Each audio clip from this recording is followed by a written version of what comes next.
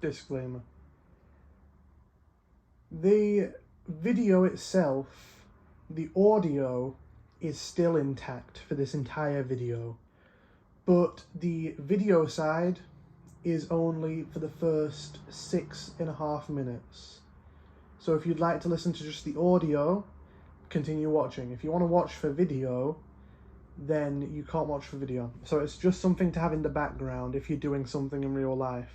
Like if you're playing a game and you want to listen to a story, that's what it's good for. Or if you just want to sit here and listen to the entire story, feel free. And tell me what you have tell me your opinions in the comments, because I think this is a very, very good story, in my opinion. I think it's the best one I've ever read. Enjoy the video. Sup brothers, this is part 2 to what would have happened if Arthur didn't get tuberculosis and somebody else did. So, where we left off was Arthur leaving John's ranch at the ending of American Venom. If you didn't see the first part, I'll leave a link in the description and link in comments to part 1. So anyway, let's continue on from the story.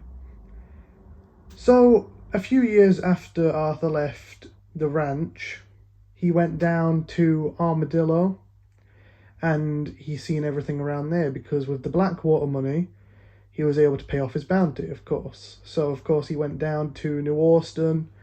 He's seen, like, everything around the area.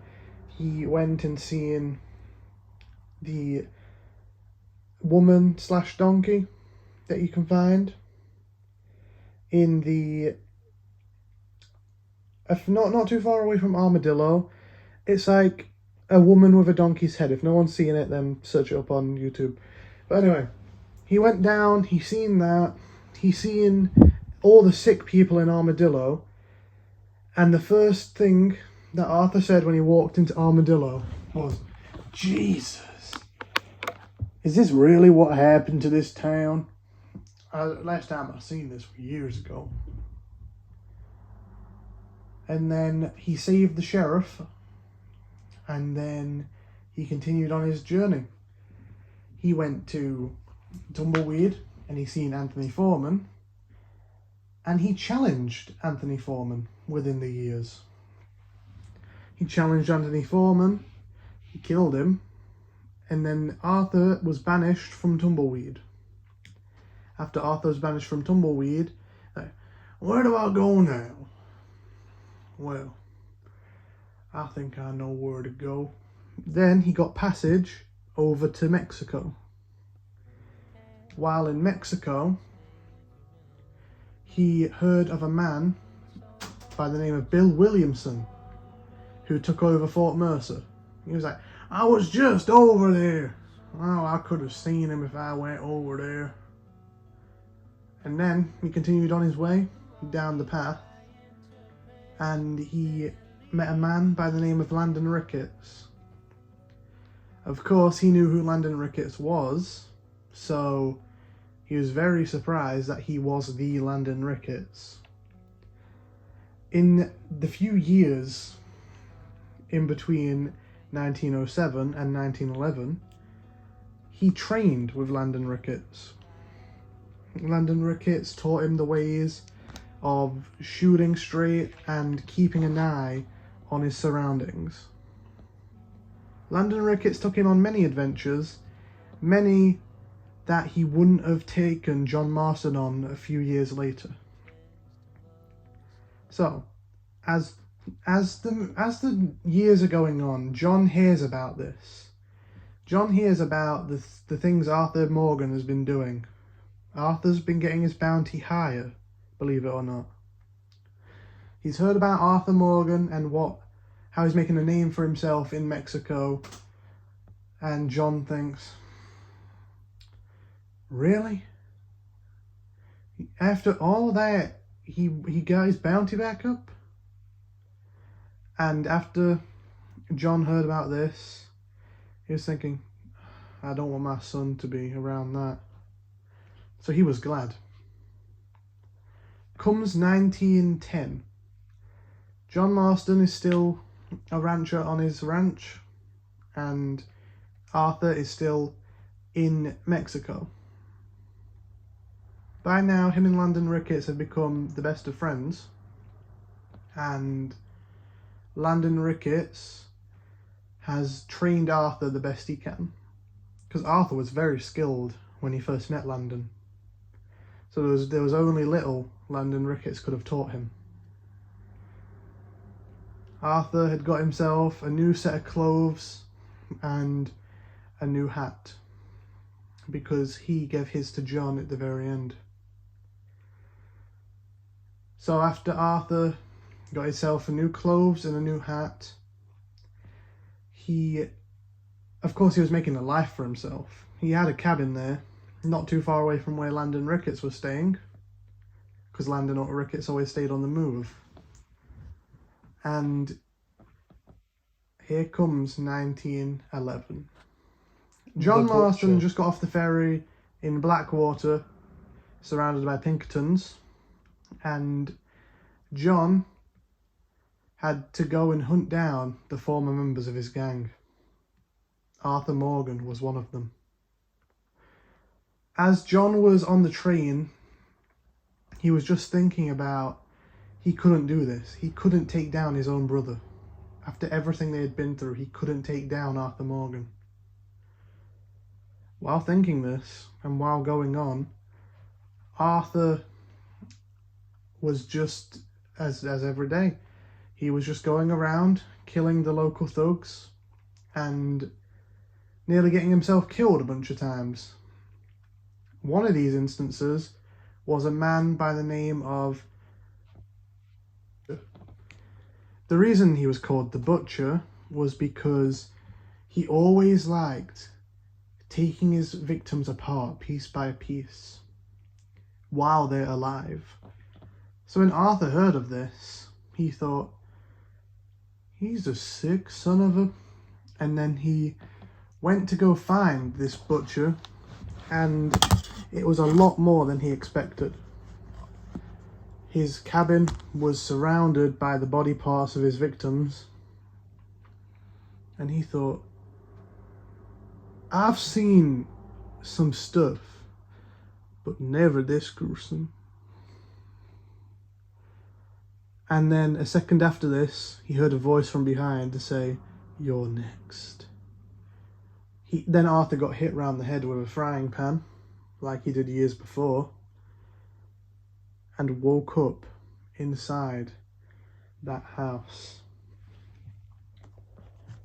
After waking up, he was chained, and he thought, what kind of sicko have I got on my hands? Then all he could think about was the life he could have had at the ranch, and the things that he messed up on in life.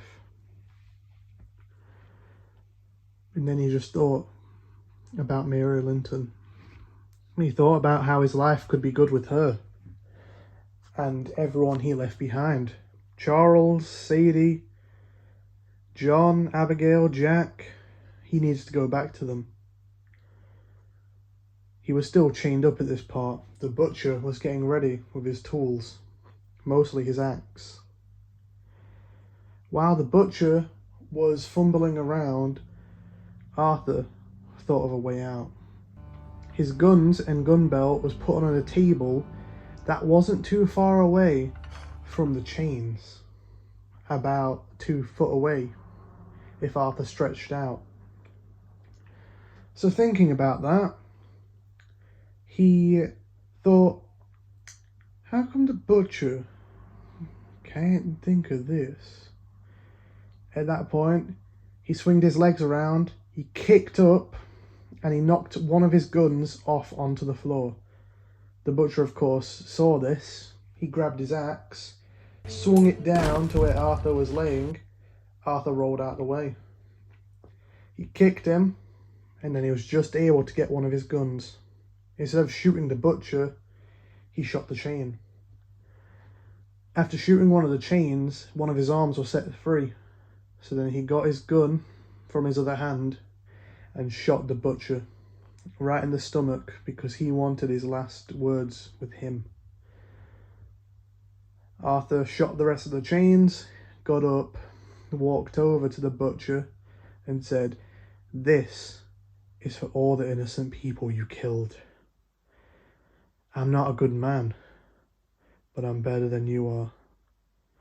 Just like that, Arthur pulled the trigger, killing the butcher once and for all. He walked out the house, leaving the butcher in there, and then he set fire to the place. After setting fire to the place, he ran out back towards West Elizabeth. Of course, he used his horse to get all the way over to West Elizabeth. But then he found something that scared him, actually scared Arthur Morgan. Beecher's Hope was completely boarded up. Looked like no one had been there for weeks, even months. After he looked inside, he thought, no, they couldn't have died. My brother couldn't have died. Then he got really emotional at this point. Arthur got really sad about all the things that had happened within his life and within John's life. At this point, he broke down the door of Beecher's Hope. He was looking around for any signs, but there was none. So what he did was, he went in John's wardrobe and he found his old hat. He thought, this couldn't have happened. John couldn't have died. With that, he took his old hat. And when he took his old hat, even more memories flashed back. Like what happened to Micah? What happened to Dutch? Of course, Micah had died, but did the Pinkertons find his body? Is that why John and Abigail aren't here? With this, he thought he's got to find the Pinkerton Detective Agency if he wants to find out what happened to John, Abigail, and Jack. When he went into Blackwater, he rode around seeing any signs of any of them. Of course, Arthur was a wanted man, so he had to keep his head down. He looked up, only to see the man he seen years ago when he was fishing with Jack. Agent Ross. At that point, Ross never even noticed Arthur. Arthur just looked at him and then went the other way. He heard Edgar Ross talking about John. And Edgar Ross said, "Oh, if he finds all of them, then he'll get his family back. Until then, that ranch is ours." At this point, Arthur knew that that was John needing to find the rest of them. Now, what did he mean by the rest of them? Arthur had no idea, but he knew John was alive. By this time, John had already went to Fort Mercer and spoke to Bill. After he spoke to Bill, of course he got shot, woke up in McFarland's ranch. And John's story went the same until one part. Arthur was strolling through the town of Armadillo when he came across John Marston. John was in an old duster coat and the same outfit he wore when they went to take down Micah. Except the coat and the hat was completely different. After seeing this, Arthur said, "John, I've been looking all over for you. What's happening?" John was speechless. He didn't know how to tell Arthur this. He eventually spoke up and told Arthur that the Pinkerton Detective Agency wants John to take in Arthur, Dutch, Bill, and Javier. At this point, Arthur was speechless. He thought, what's best? I turn myself in now? I don't turn myself in. Or I help John. At this point, John had asked Arthur, what do we do? Arthur responded with, even if it won't save me, I will help you get the rest of them. John, of course, agreed to this, even if it meant turning his brother in at the end. John, the entire time, while they were all riding to Fort Mercer to find Bill, all the time John was thinking, I can't do this. I can't turn in Arthur like this. I don't think I will be able to. He's like a brother to me. He's more than that. And then Arthur and John both looked at each other and not saying anything. And then, as soon as everyone was at Fort Mercer, everyone that was originally there, plus Arthur, they all thought, let's get in there. John was going to get in the back of Nigel West Dickens' wagon, but Arthur stopped him and said, no, you got way too much to lose. I'll go in. And John said, are you sure? Arthur said, perfectly sure. He got in the back of the wagon. The same thing played out, except it was Mr. Morgan and not Mr. Marston.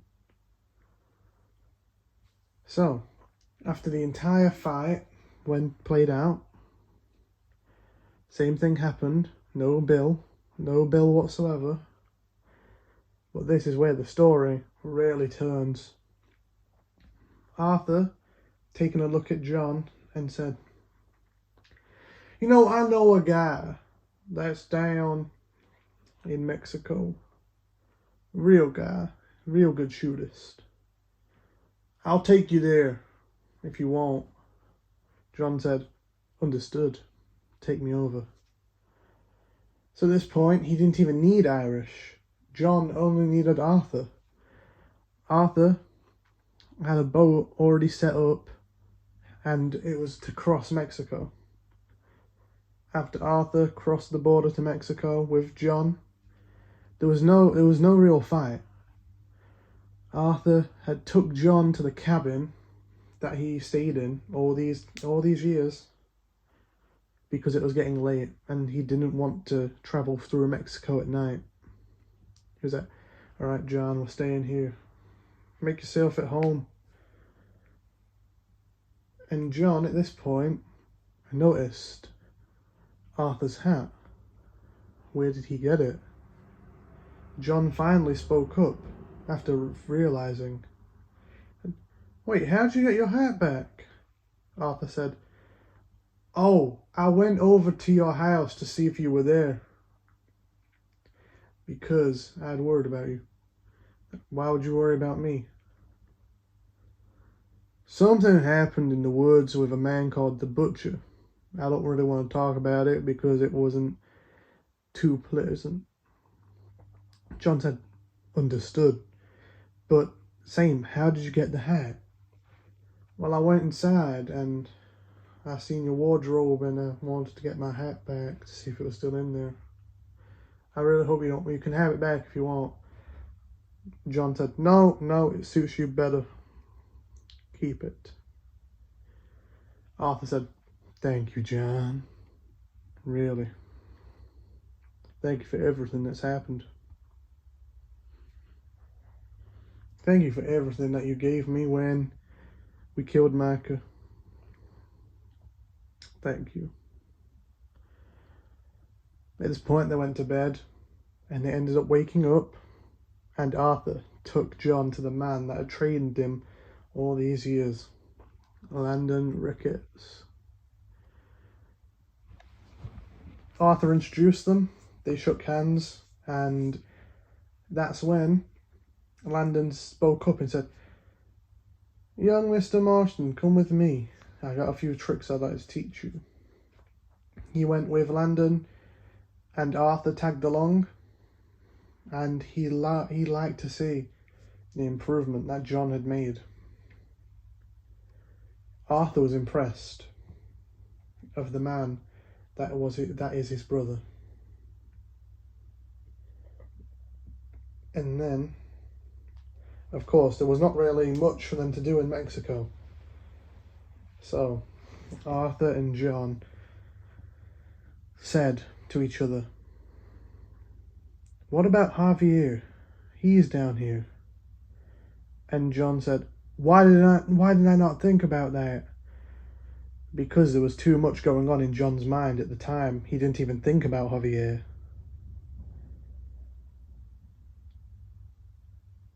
After he didn't even think about Javier, after Arthur had mentioned his name, he thought, that is true, he could be over with Javier.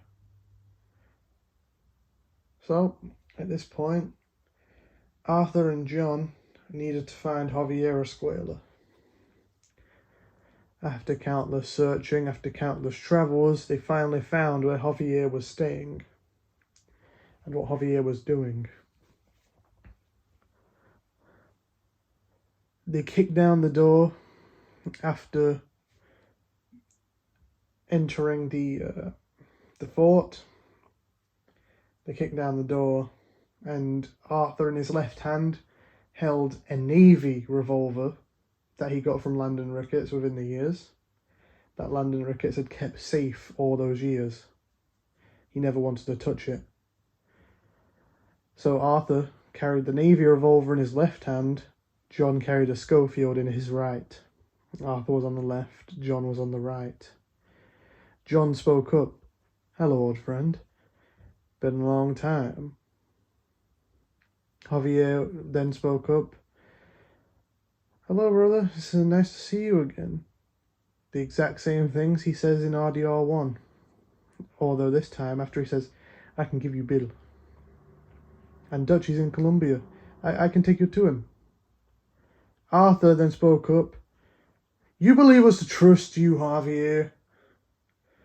You let Dutch corrupt you, and now you think we should trust you? What has happened to you, Javier? You're not the same man that came up to the mountain to help me find John. You're not the same guy that I knew all those years ago. You shouldn't have done this, Javier. You shouldn't have betrayed me. Shouldn't have betrayed John. You can even tell what Dutch is doing is wrong. You shouldn't have trusted him, Javier. If you tell us where Bill is, we'll take you in alive. But if you don't, you're dead." At that point, Javier, realizing everything he did, realizing everything that he did was wrong, then admitted to where Bill actually was. And he was so sad.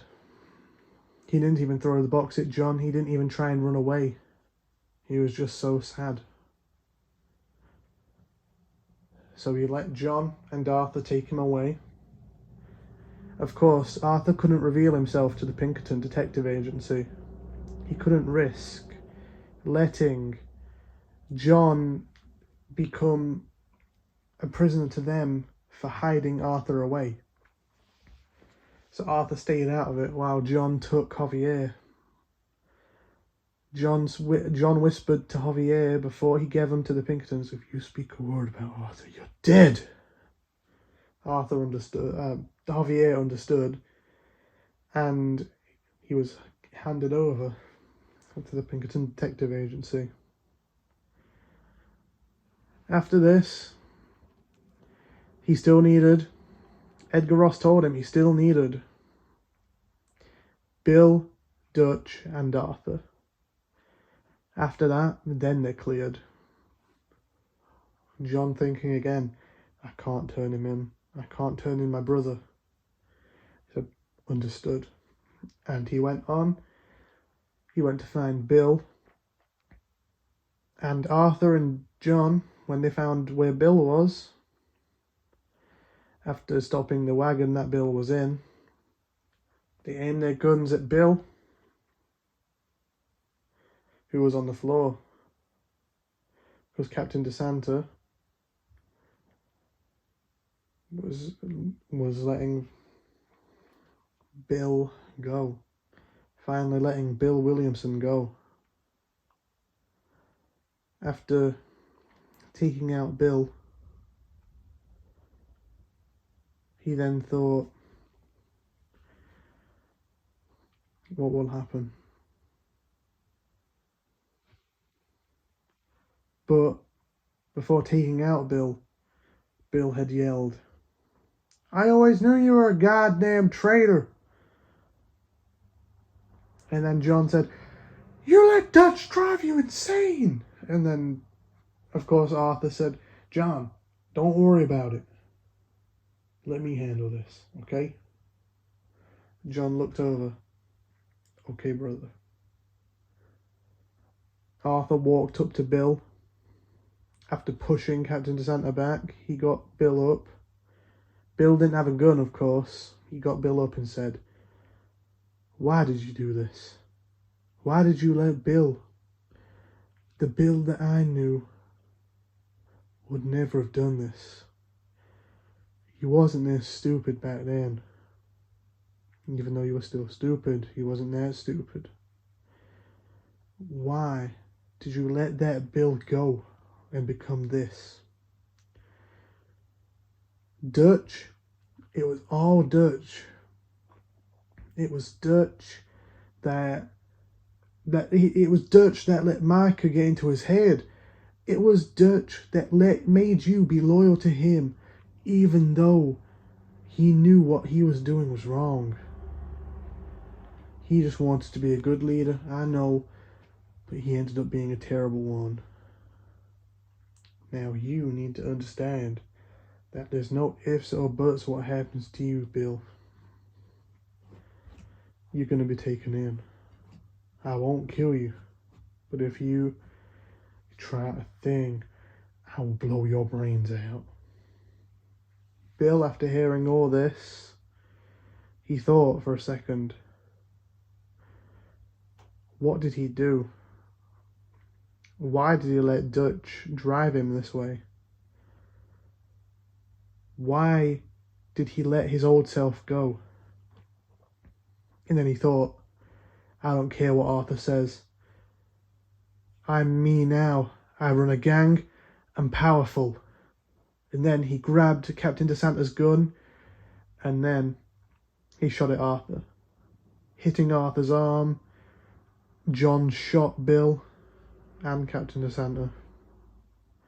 He grabbed Arthur, and he was glad that all that was shot was Arthur's shoulder.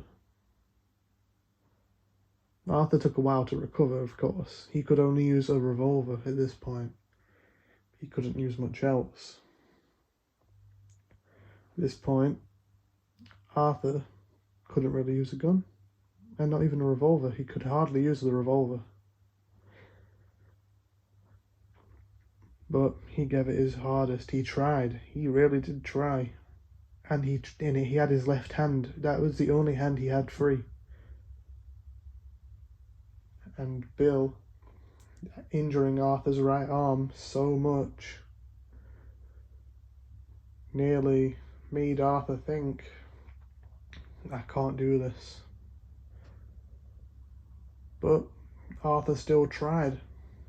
Arthur started training with his left hand. Landon Ricketts was even there for it. But in a few days, John had to go for Dutch. He couldn't leave Dutch this long, because Dutch would probably flee hearing what happened to Bill and Javier. So he had to go. At this point, he had already gave Bill's body to the Pinkertons. They asked why he had a bullet in his head. John explained it's because Bill got up and acted stupid and tried to shoot John, which was a lie, but he had to lie. So John had took Bill's body to the Pinkertons, then he had come back. A few weeks later, Arthur still wasn't in top shape with his left hand, and his right arm was still healing. So, while Arthur was still healing, he had to go with John. He didn't have a choice. Landon Ricketts tried to teach Arthur all he could with his left hand, but Arthur had no choice. It was either go with John now or stay and try and train with his left hand. He had no idea what to do. So, Arthur made the ultimate decision with going with John. And he fought the hardest he could to getting up to the mountain where Dutch was hiding. Within the time that Arthur was healing, John had already went to Blackwater to fight alongside the Pinkertons and try and capture Dutch. But he couldn't get Dutch. At one point, he nearly got him. At one point, he was so close to getting him. And the Pinkertons were like, "Go after him, Marston. You don't have enough time." John was like, "I understand." He jumped on his horse, which got sniped, and he fell to the ground. Of course, the Pinkertons blamed it all on John and said, "You idiot, Marston, you let him get away." John said, "My horse has been shot. I can't do much of anything now. Get me another horse and then I'll go after him." Of course, they didn't have a horse.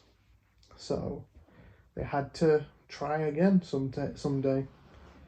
And then it was all up to Marston. After Marston had tried to go back up the mountain to try and find Dutch, his binoculars got shot. At this point, he knew he needed help. So, little did he know, Arthur was trying to seek out him. They eventually both met back up, and after meeting back up, they went back up the mountain to find Vanderlund together. After finding Vanderlund, they noticed what Arthur noticed. John didn't even realise at the beginning, but Arthur noticed. When Dutch was speaking, Dutch sounded like he was sick. Then he recalled to all those years before when Micah coughed at him, and he thought, he survived all these years. That means I could have if I got sick from Micah. If Micah passed the virus to me, anyone could survive. That's how Micah survived all these years. That's how Micah survived until I killed him, I should say. And if Dutch survived this long as well, I could have got through that. And then John said, "Come on, Arthur, we need to get the hell up there."